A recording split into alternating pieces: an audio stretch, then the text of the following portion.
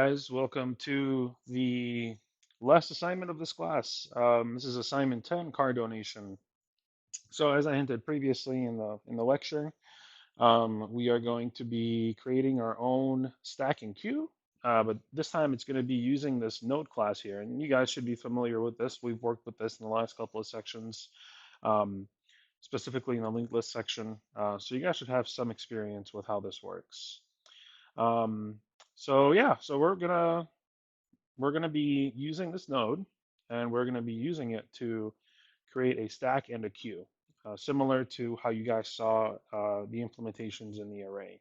It's gonna be the same thing, same methods, same constructor, everything for part one as you guys saw in the lecture material. The only difference, again, being is that it's going to be using a node instead of an array. And then the second part to this, you're supposed to use one of these, either a stack or a queue, to create a car donation class. And a car donation, you're pretty much, this prompt kind of explains what it is. But pretty much, we are able to take in cars that are V4 or V6s, and we donate them out to people. And the people who come in, they can pick either a V4 or V6, but they have to take the oldest car based on the time of donation, so not on car year. Um, and yeah, and then they can, like I said, they can pick either a V4 or V6, or they can just pick any one. So yeah, and we'll go over that, and you guys, well, I'll go ahead and tell you now, you should use a queue for this. That's what you want. So that and this should tip you off to that right there based on time of donation. So if you remember um, the order of the queue, that should tip you off. Anyway, speaking of the queue, we're going to get into the queue first. So this video, I'm going to get into the queue. Next video, we'll do the stack, and then the third video, we'll get into the actual donation class. Okay, so here it is. So here we have our node, and then here is our node queue. So with the node queue, we're gonna have two pointers. Um, the two pointers are gonna be first and last. So we are keeping track of or there's gonna be two nodes essentially, the first node and the last node. Okay, so we're keeping track of the two ends of the queue because that's really what we need, right? So if you think about it, whenever you add something to a queue, you're just adding it to the end. And then whenever you take something off, you're taking it off the front, right? So that's what this is. So this is kind of like the front of it, and this is the back of it, which I could have probably named that way as well, but it's fine. Okay, so constructor. Constructor, well, here we are. We're going to be taking in an array. This is just checking if it is an array, if it is, and then if it's not a null, essentially. So it could be null, right? So if it's a null, it's not going to do this. So what this is saying is the way you read this is if array is not null in this case, for each item of the array, add the item. Okay, and then the add method. I know this is a new way maybe to write code for you guys, but you can write code this way as well. Um, you can if there's only one line, so if there's only one thing happening in the if statement, which is essentially this for loop, you don't need curly braces. And same thing for the for loop. If there's only one statement you have in the for loop, you don't need curly braces for it. So I don't know, it just kind of makes it a little bit nicer to read, in my opinion. So okay. Um, all right, so that's the constructor, and that's how you pretty much uh, generate the queue. And then we have the add. Okay, so this is the add method. We're adding the item. And then the way that you do that is you go ahead and create, and this is very similar to the linked list. This is very similar to linked list. So you go ahead and you create a new node from the item itself, and then we're checking if there is a first item or not. So essentially, what we're checking is it empty? Okay. If it is empty, then what we do is we just go ahead and assign the first pointer or first node to this node that we created. And the last node is also going to be pointing to whatever the first one is. So they're both pointing to the same thing. So first and last are going to be the same value or the same node, right? Or the same box if you remember the boxes.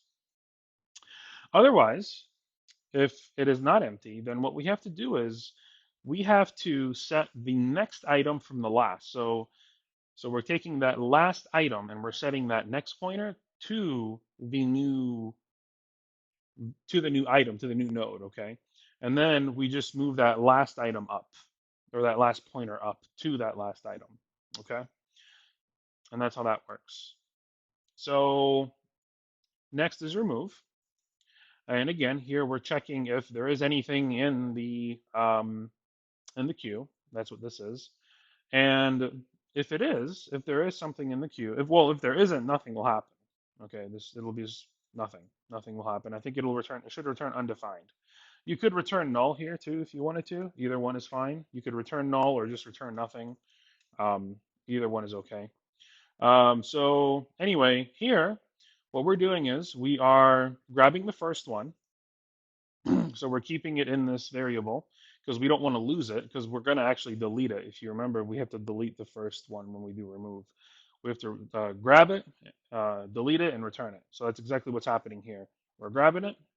Here we're deleting it, and the way we delete it is by moving the pointer up by one. Okay, and then here what we're doing is we're checking if that was empty or not. So now what we're doing is we're checking if pretty much was there only one item in the queue.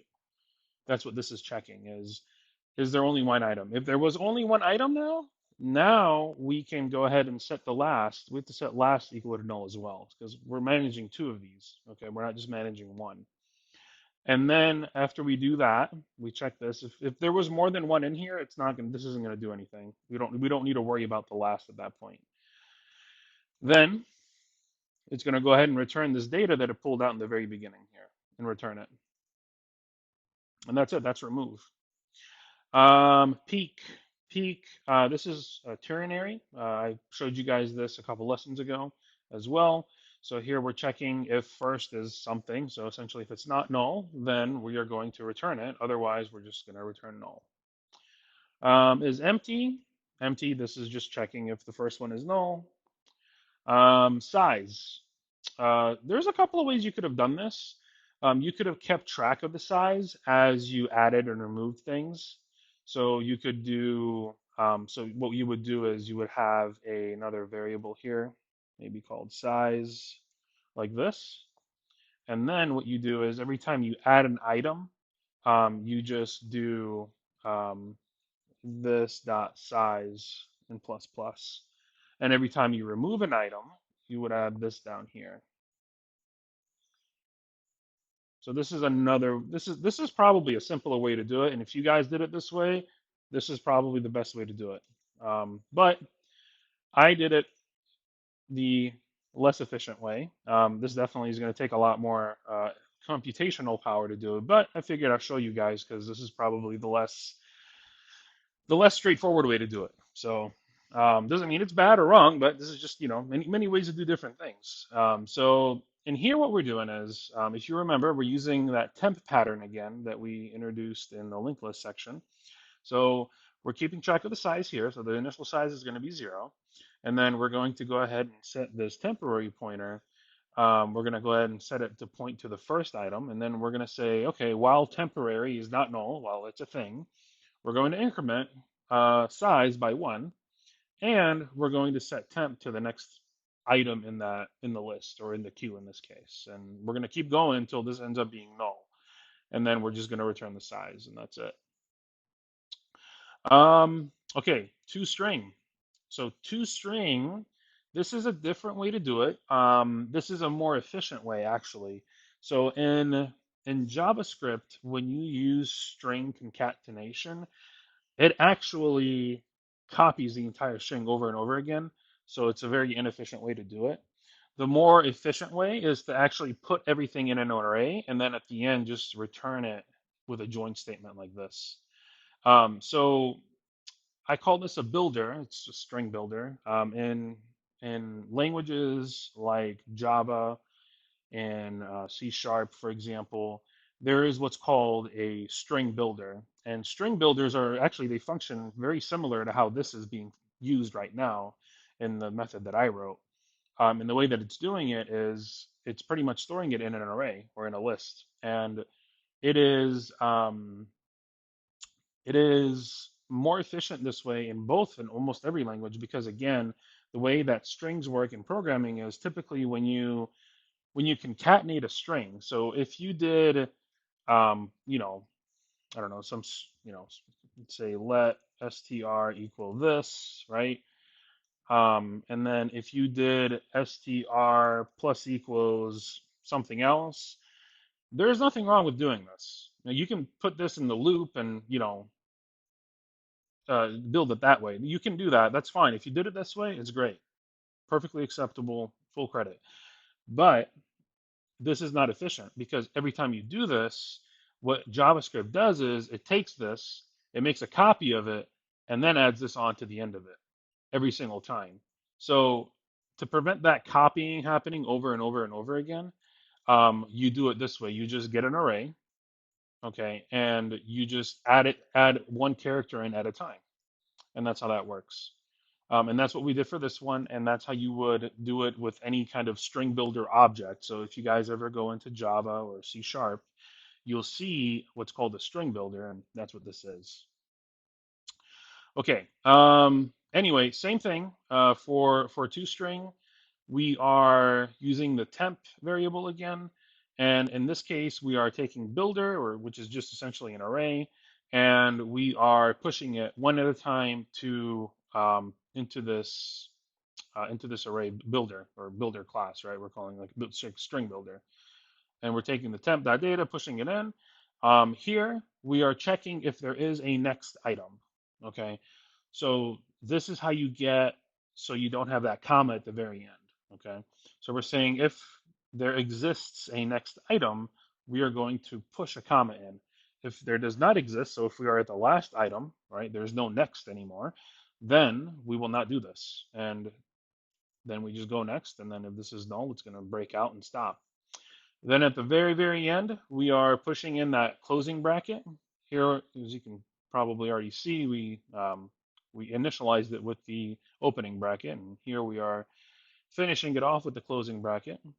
And then here, we're just saying dot join, and if you guys remember from previous sections, dot join just joins all of the elements in an array, and it makes a string out of it. And that's it. So that is NodeQ. This one is very important um, because this is the one that you guys will need to use um, for the car donation, which we will go over later. Okay. All right. So if you have questions on this one, let me know. In the next video, we'll be going over the stack. Stack's going to be fairly similar. It's going to be a little bit simpler, I think, because you're only dealing with one node instead of, or one pointer instead of two. Okay.